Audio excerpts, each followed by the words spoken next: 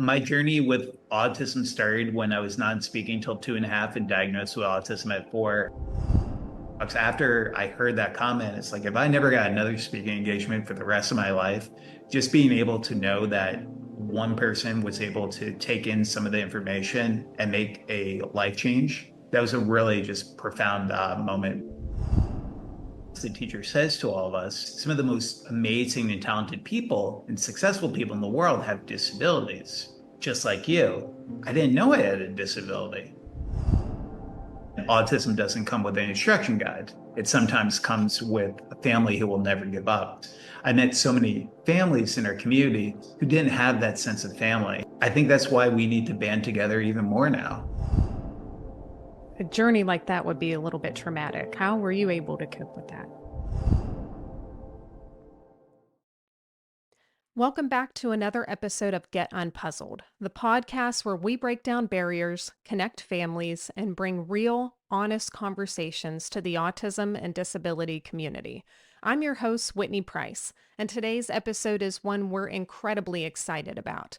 We're joined by Dr. Kerry Magro, an award-winning professional speaker, best-selling author, and autism self-advocate who was diagnosed with autism at the age of 4 and has gone on to inspire countless families around the world. Dr. Magro shares his journey from nonverbal to keynote speaker, his thoughts on building true inclusion, and how we can better support our children and ourselves every step of the way.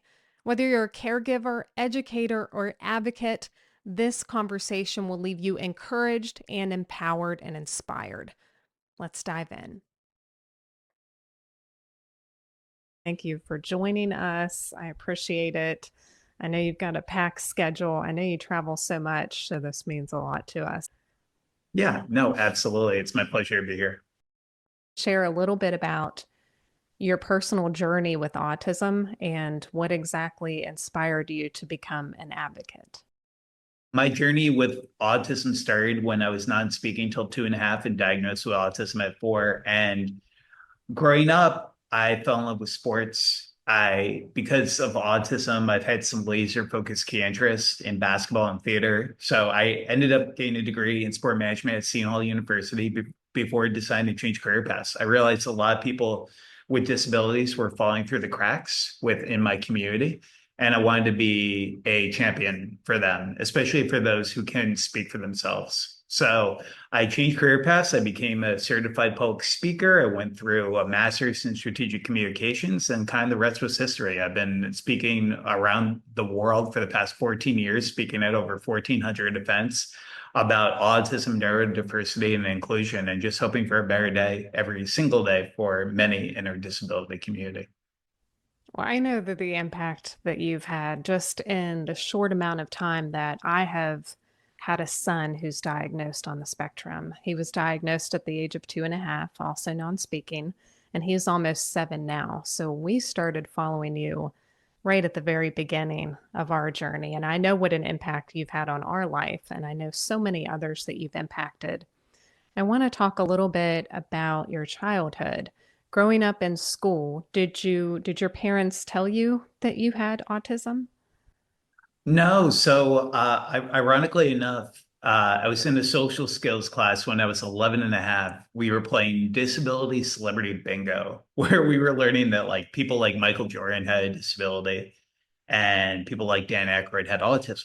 And at the end of the class, the teacher says to all of us, some of the most amazing and talented people and successful people in the world have disabilities just like you. And I was like, so teacher, you said I have a disability, but I didn't know I had a disability. So I actually went up to my parents after school that day and I asked them about my disability, and they told me I had autism, and it was life changing. For so many years of lining up blocks, being so organizationally focused, everything became full circle. And I started understanding parts of who I was that I never even knew before. And it led me to sitting in my P meetings and becoming a self advocate. And yeah, it was a big part of how I learned how to self advocate for myself when I was in school. I imagine that a journey like that would be a little bit traumatic, especially not knowing and then finding out in front of peers that you had that diagnosis. How were you able to cope with that?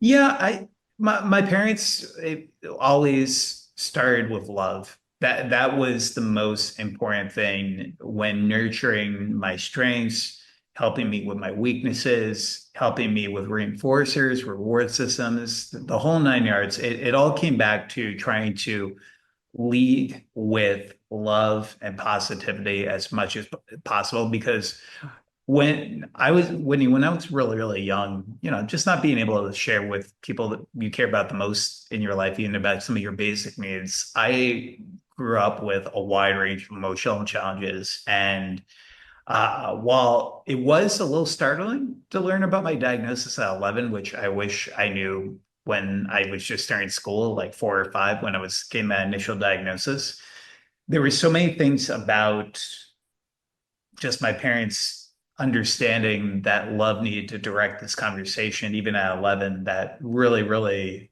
made me feel even closer to them, sharing something about myself that I really never knew. So them leading with love made something that could have been traumatic, just something that was just a, a milestone in my life. And it's amazing that you had such acceptive parents because I've known several other parents in not just in our community, but in general, that really struggle with that acceptance. For our family, it was really hard when our son was diagnosed. Um, we didn't know a whole lot about autism at the time, and like many families, we knew very little. And what we did know were the things that you see on TV, like America's Got Talent and the stereotypical type. So when my son was non-speaking, and had a regression, it was completely different. And we had several sides of the family, colleagues that were, telling us that he would grow out of it and not to label him. And it took us a while to really embrace that label. And we were like many families that held off for probably a year or so in silence. But we also suffered because emotionally, when you keep all of that in and you're waiting and you're watching and studying this little boy, it's isolating. Did your parents ever talk to you about any of the struggles that they went through after your diagnosis? Yeah, I think the biggest thing that they told me was just so similar to what you were talking about, the isolation. Uh, I can't tell you how even like looking at autism, I was diagnosed in 1992, where everyone just assumed everyone with autism was great at math, that they had photogenic memory, and that you knew Tom Cruise, you had him on speed dial, and you could win him $88,000 from the blackjack tables counting cards like Dustin Hoffman's Rain Man. So there was a lot of misconceptions around autism, especially back then. And that led to it feeling even more isolating for my parents because there were no positive role models in this community who could have given them even a light of what the future could have in store for me. So definitely isolating, but I think what my parents did, and my mom is one of the biggest self-motivated people in her life. She's been a city urban planner for decades and has always been able to find a passion in whatever she's doing. And her passion, and also my dad's passion of just really trying to find supports and therapies. I mean, I had over 15 years of occupational, physical, speech, music, and theater therapy to get me to where I am today. They just realized that it wasn't a sprint, it was a marathon, and they had to take it day by day. And they found what worked. And without them, I would not be where I am today. I know a lot of families that honestly, like what you were saying, I know a lot of kids who don't necessarily have that family. I came up with a quote years ago that went viral that said, autism doesn't come with an instruction guide. It sometimes comes with a family who will never give up. And I had to add the sometimes part in that quote because I met so many families in our community, and especially autistic teens and adults who didn't have that sense of family. And I think that's why we need to band together even more now, especially during our current climate, which is drastically changing day by day. I couldn't agree more. That's more or less why we started our nonprofit, from the isolation piece to the lack of resources for West Virginia in general. We are last in the nation for funding and in resources. So when we did search for resources, we were met with very little, and the ones that we had wait lists. So it was next to impossible to find. So growing up, 15 years, you said, going through therapies. Did you feel that isolation being in therapies instead of sports, or were you okay with that? Yeah, it was a mixed bag because I went to five different schools within the first 4 years of grade school. And as so many people in the autism world know, routine can be key and structure is so, so important. Not having that structure for so long was very challenging. Being in inclusion classrooms where I was brilliant in some subjects, but I was the kid being pulled out for occupational therapy. I was the kid who was having an in-house occupational therapist come in on weekends for some of my sensory challenges, while more of my peers were getting involved with Pee Wee sports and activities. It became very, very jarring. But what my parents did, which really made a world of difference, was really focusing on reinforcers, positive reward systems, and also just nurturing my strengths. I have a dear friend in the autism world. Her name is Dr. Temple Grandin. For those who are watching your podcast, I would highly recommend checking out her movie on HBO Max about her life. And she has a great quote where she says, interests and talents can turn into careers. We just need to nurture strengths as early as possible. And my parents really latched onto that. They realized that token systems, reward systems, especially when felt like my autism was my 9 to 5 job, even as a 4 or 5 year old child, reinforcing positive rewards and trying to nurture my strengths was really pivotal towards reaching developmental milestones, getting through my therapies, especially when came to the realization that a lot of other kids were not receiving those therapies and had more free time when I was growing up. So what are some of the other challenges that you faced growing up? Well, I didn't start speaking in complete sentences, Whitney, until I was about 7. So for a while, a lot of it was trying to find meaningful connections. Peer interaction was really, really tough. Being one of the only autistic kids in my classrooms, there were kids with ADHD, Down syndrome, dysgraphia, dyslexia, and so many different disabilities. But I was the only kid who really had that social and communication challenge more than anyone else. And that's really hard, especially as an only child who didn't have any siblings.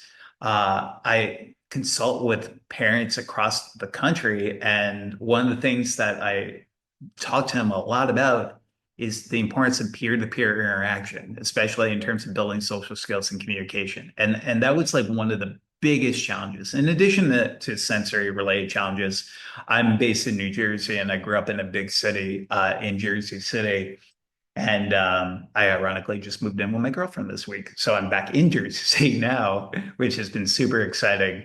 But lots of sensory stimuli all over the place all the time. And that became very, very jarring. Uh, Noise canceling headphones all the time. People often being like, well, Kerry, why are you wearing noise canceling headphones? Don't you want to talk to me? Don't you want to have a conversation? And sometimes there being a lack of awareness and general understanding of why my sensory limitations would lead to me carrying around a sensory brush when I was a kid, or wearing noise canceling headphones, or wearing sunglasses inside due to fluorescent lights. And I'm glad that there's a little bit more awareness out there, but we definitely have a long way to go. Do you have any of those same struggles as an adult as you did as a child? Yeah, I think one of the biggest things is tunnel vision, sometimes not being able to understand the perspectives of others. Talking to conference coordinators at times, talking to event coordinators, talking to people even in my family and in my social circle.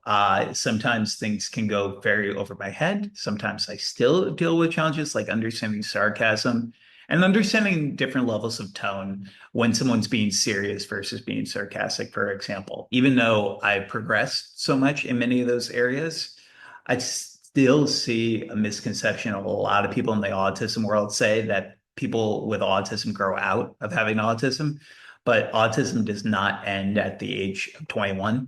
I'll still deal with challenges every day for the rest of my life, but a lot of what now is my challenge is more just being able to understand other perspectives. And regardless if you have autism or not, that can be challenging for anyone. But for me, it's felt like it's been a little bit more challenging than others I know.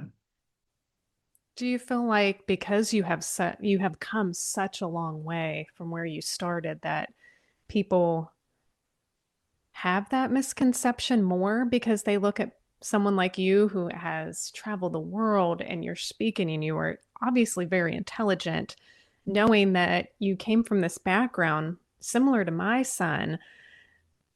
As a parent that has a semi-verbal child now, I do hold that hope. And I say, I look at someone like you and I say, God, if we try really hard and if we keep working this hard, could he end up like Dr. Magro?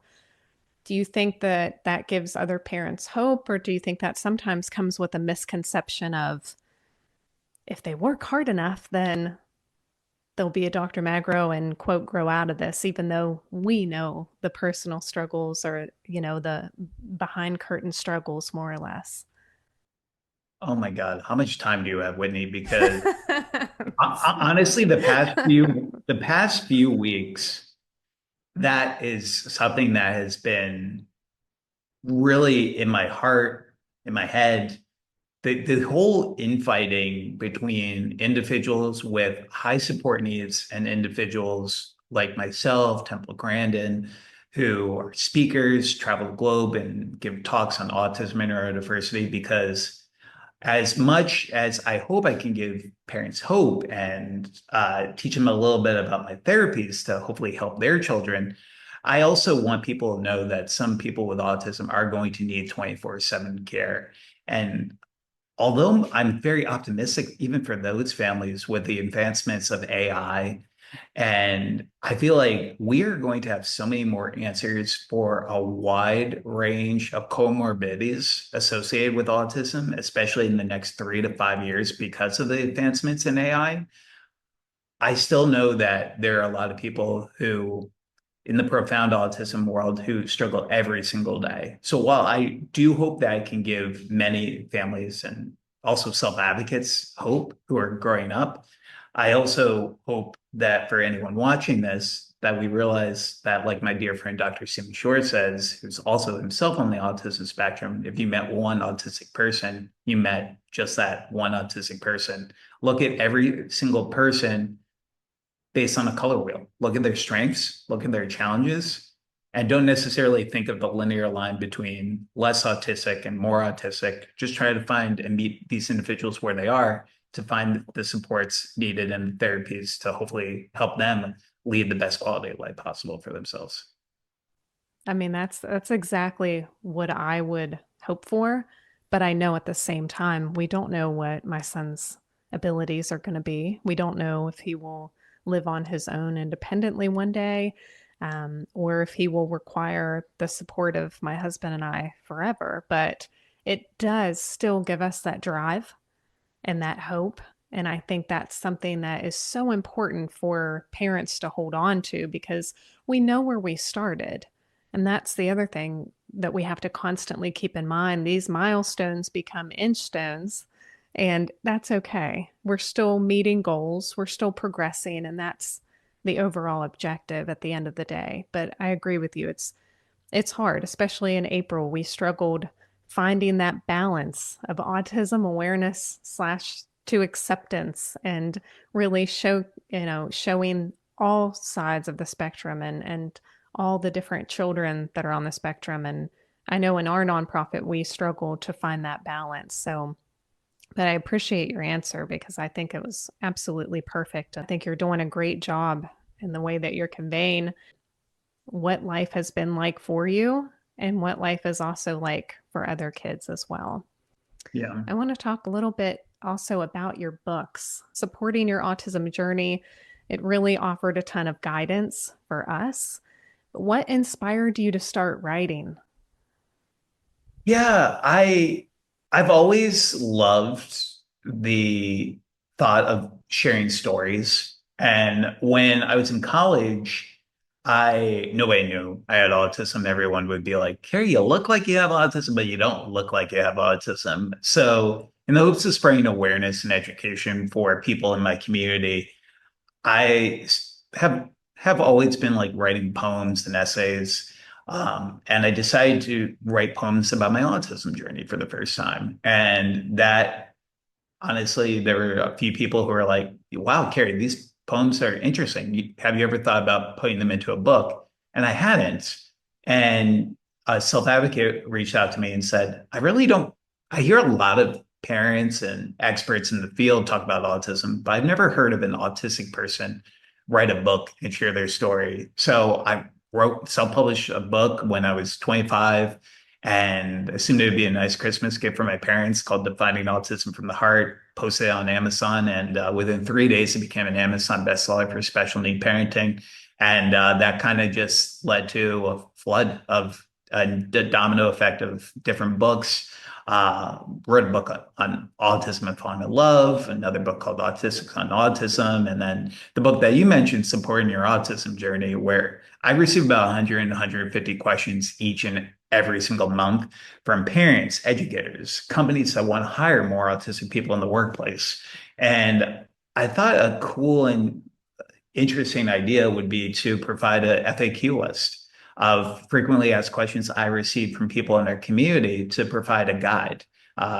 Being the person who wrote that quote about autism doesn't come with an instruction guide, what would be really amazing would be to try to find a way to create some type of guide for parents, educators, and the entire community who just want to learn more about autism. And I've kind of been blown away by the success of that book and hearing from so many people in our community just how much it's helped them over time and while their kid grows up as well, because we talk about everything from early intervention to adulthood on the spectrum.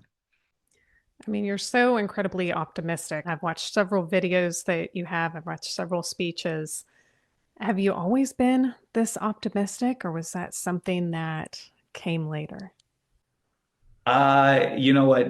No, I had a lot, and I mean, like one of my first words I ever said was no. So I had a long nose stage when I was growing up. But I think seeing my parents' self-motivation and positivity led and had a domino effect. They were very much in the fishbowl as I was the only child, so spending a lot of time with me during that time and I think it kind of just passed over to me in many instances. I do have my tough days. I often, a lot of people say, like, Carrie, why are you so positive all the time? I do have my bad days. And I try to be open about those days as well. But a self-advocate who doesn't have autism but has a disability once told me, don't confuse a bad day with a bad life. And that really stuck with me, especially over the years, because we all have bad days, some of our struggles more than others. But that doesn't have to be the journey and destination that ends up being who you are in your journey.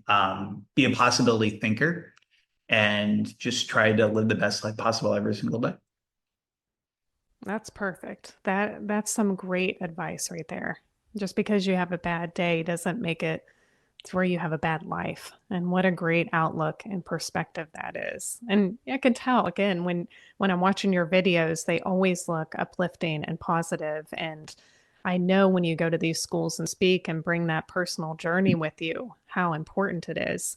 Something that we have started in our nonprofit for programs is going through with these classroom kits for autism and presenting these books to teachers to really open up that communication and that door for how not only just about autism, but how can we be kind? How can we really start including people with different abilities and disabilities? What's something that you hope, other than just your advocacy, that you hope for the schools in the future that we can improve on? I want to live in a world where nobody thinks that bullying is a rite of passage that our students have to go through. I was a victim of bullying for most of my adolescence, just being the easy target, the kid who struggled with communication. And you would not believe how many principals, superintendents still come up to me and say, well, Kerry, bullying is kind of a niche topic, and bullying is just a rite of passage, and kids need thicker skin in our community. And we know the countless amount of challenges that many individuals with disabilities, May is Mental Health Awareness Month, who have challenges and associations with mental health related conditions due to their diagnosis. Even though no disability is a mental health disability, there are a lot of associations with that. So I want, in my hope, in especially in the schools that I work with, whether it's reading a children's book to a kindergarten program or speaking to a 12th grade high school about conflict versus bullying and the differences, is that we can promote more kindness and acceptance in all of our schools, because when inclusion works, we're not just throwing out these buzzwords, we're actually making meaningful change and telling people that it's not enough to not be a bully. When you see something happening, speak up,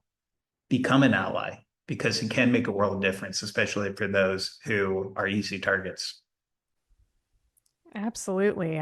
Like you said, inclusion has become this buzzword, more or less, and we shouldn't even have to just have 1 month where we're begging people to talk about differences, specifically autism. So we are so excited to at least go into schools and say, hey, this is needed, not just for my child, but for every child that has a different ability of any kind.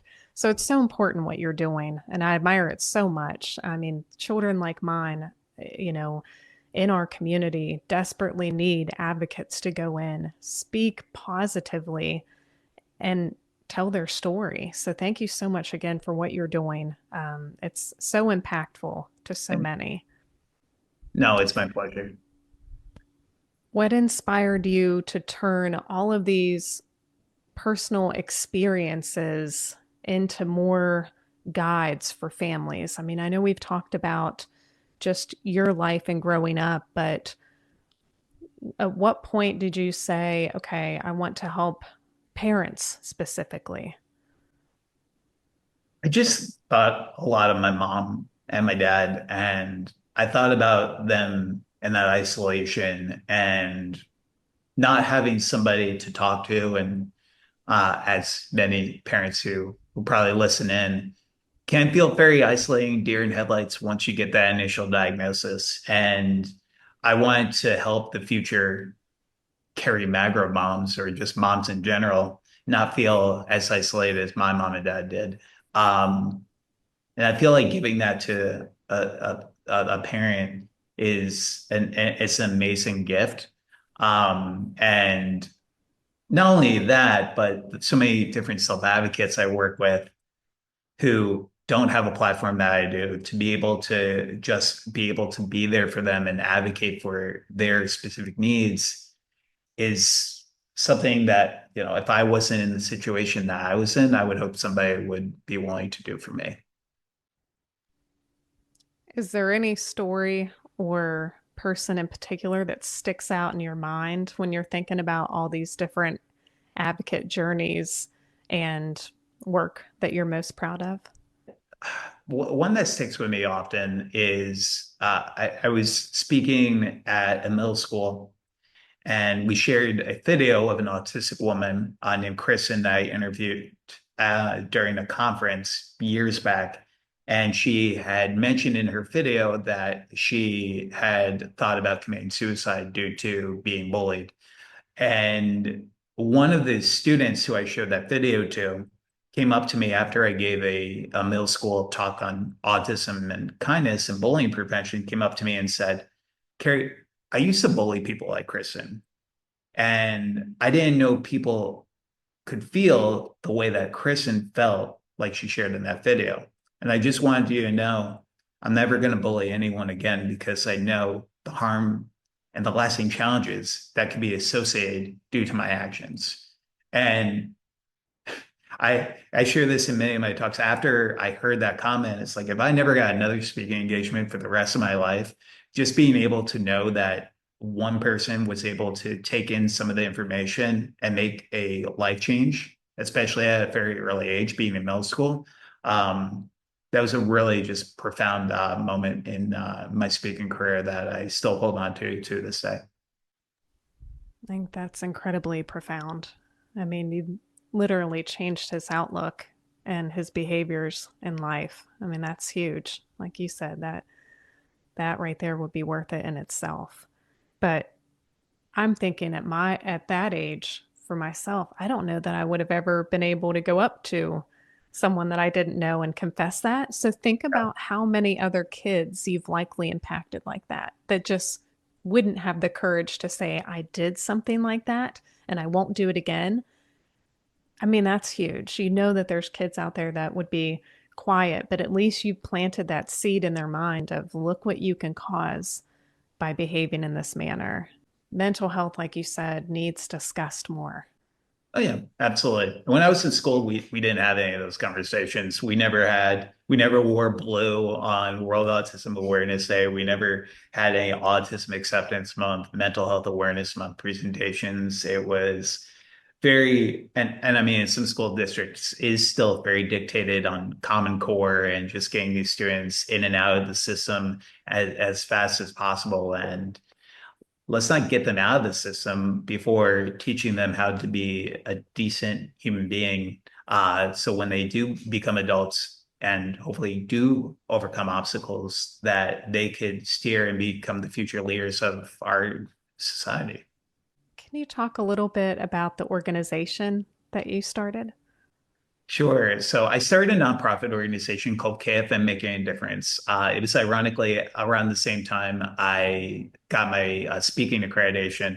And I just wanted to give back to the community that had already given me so much. So in between doing disability advocacy and action items across the globe, we have a scholarship program called the Making a Difference for Autism Scholarship, where we've given out 162 partial scholarships for autistic students to pursue post-secondary education in the past 13 years, in addition to teacher grants, so teachers can provide more special education resources and assistive technology in their classrooms, and a small business grant for small businesses that hire people with disabilities in the hopes of the unemployment rate being less for autistic adults, as websites like autismspeaks.org indicate that the majority of autistic adults are unemployed or underemployed. So we want to help defeat those numbers because a lot of autistic people can be some of the best employees at their companies if given the opportunity. So we do a lot of initiatives in the community, and I don't receive a paycheck for doing that. It's kind of just something that I wanted to do to give back to the community. I was excited when I read about that just a few months ago that you had started that organization. And just thank you. Thank you for doing that. That was absolutely amazing. So you've traveled the world at this point and you've gone all over the nation. Who are some of your favorite people that you've been able to meet?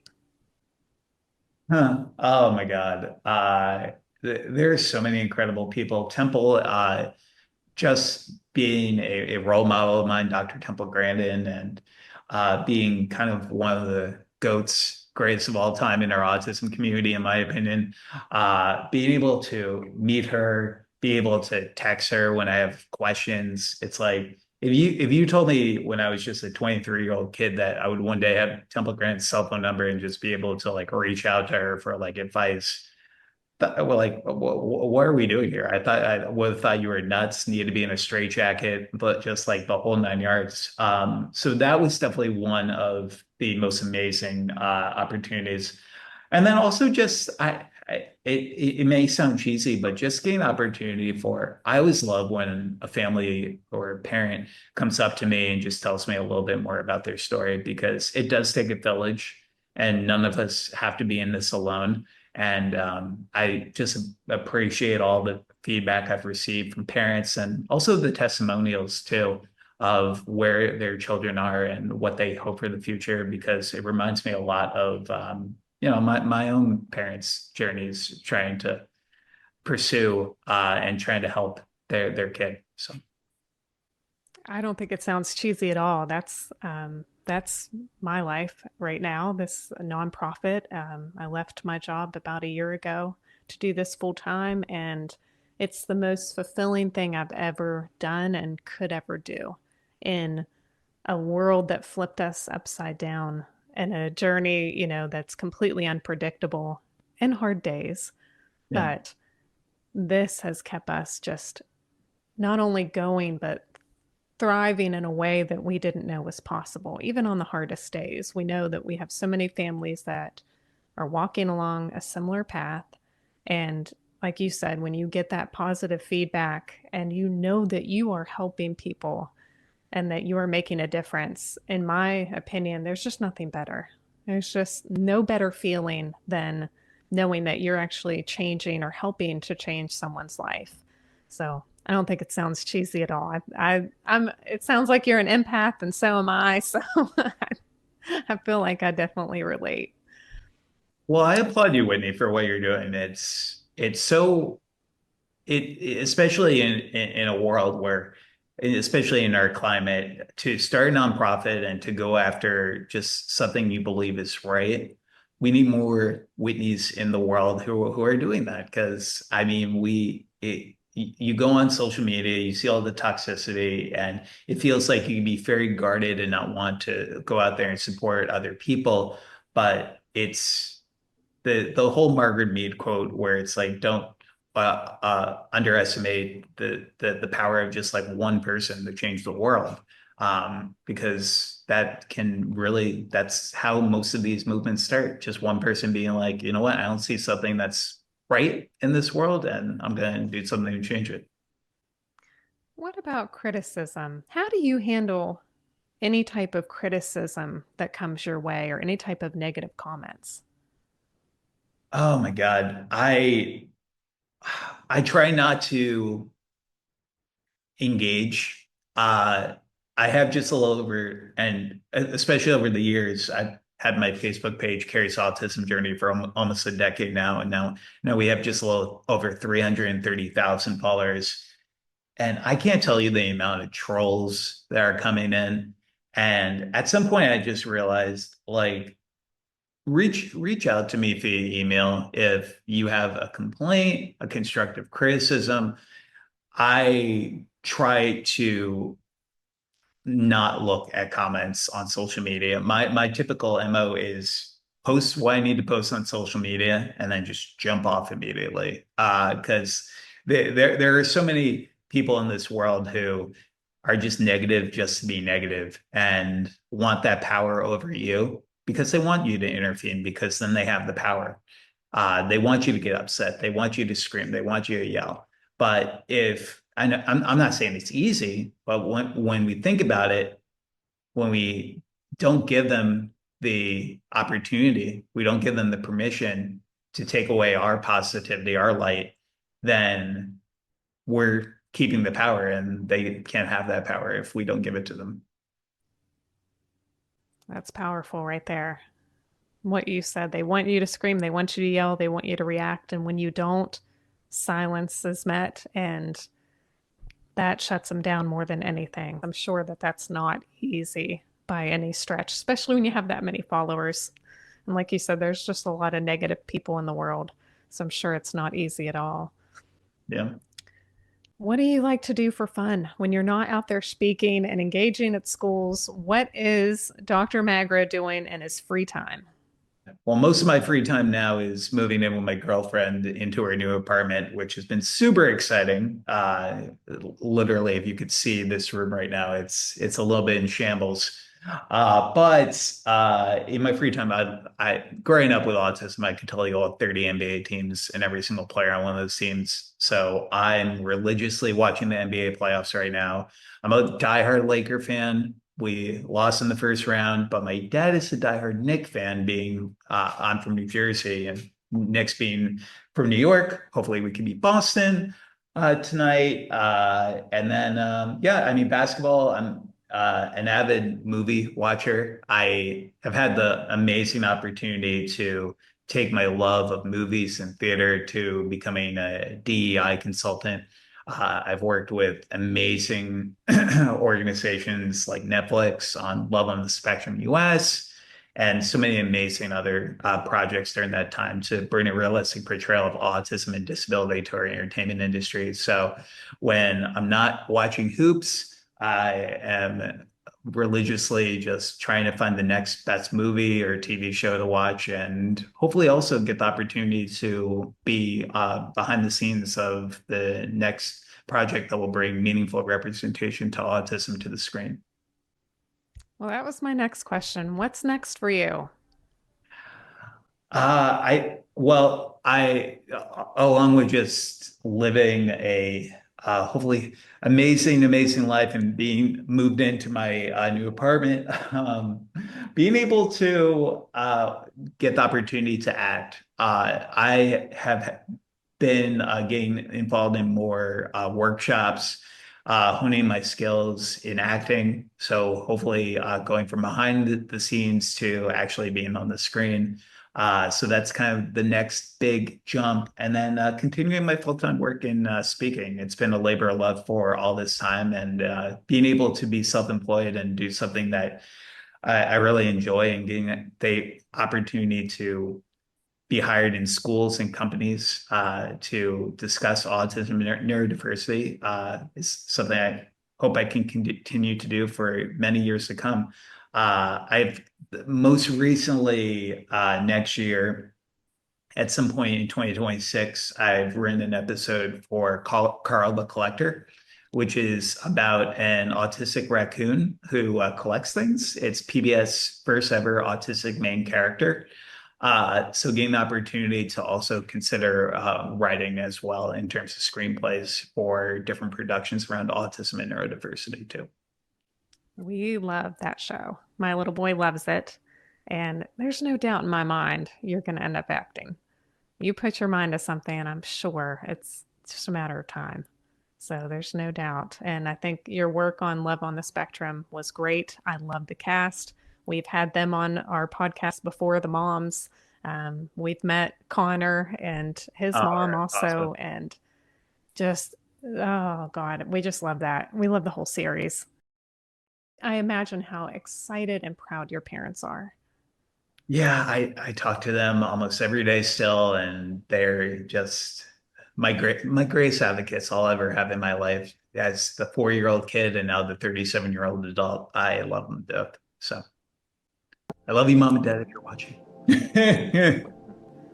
Thank you so much for being here with us. Thank you for sharing your story, for advocating for kids like my son and so many others. And just, I can't tell you enough how much it means as a parent, as a mom, throughout this journey, what it means for us. I mean, you really are an absolute shining light that we need to have, and you are such a amazing story. So thank you so much for the work that you're doing and the work that you'll continue doing. Thanks, Whitney. Talk All soon. right. Thanks Thanks for tuning in to See this ya. episode of Get Unpuzzled. If you enjoyed today's conversation, be sure to like, follow, and subscribe so you never miss an episode. To learn more about our mission and our work and upcoming events, please visit our website at unpuzzledparentsconnect.com and follow us on Facebook at Unpuzzled Parents Connect. Your support makes a difference. Consider making a donation to help us continue empowering families and building community. Until next time, stay strong, stay connected, and stay unpuzzled.